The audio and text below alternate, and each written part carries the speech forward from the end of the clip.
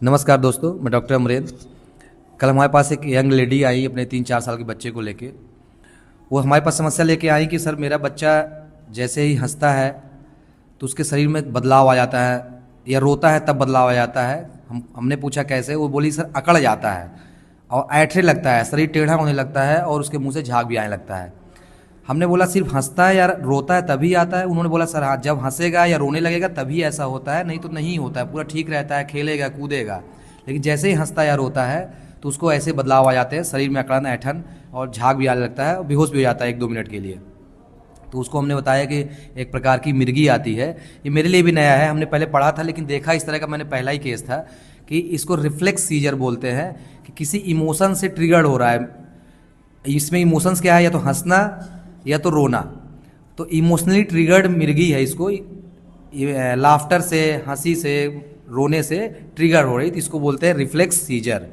तो दोस्तों, सीजर के कई सारे कारण हो सकते हैं, उसमें से एक ये भी हो सकता है कि ट्रिगरिंग कुछ पॉइंट हो।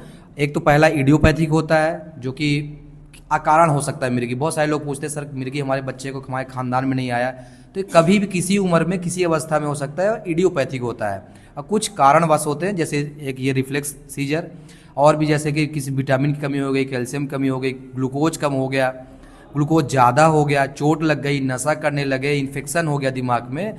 तो बहुत प्रकार के कारण हो सकते हैं सीजर के लिए। अगर आपके पास भी ऐसे कोई बच्चे हैं तो मतलब कि उनको सीजर ही आ रहा होगा और आपको संबंधित डॉक्टर से इलाज कराना चाहिए। खास बात यह है कि इनको 3-4 साल जब से हुआ पैदा, 1 साल के बाद से इसको होने लगा था, लेकिन इन्होंने कभी दिखाया नहीं किसी को।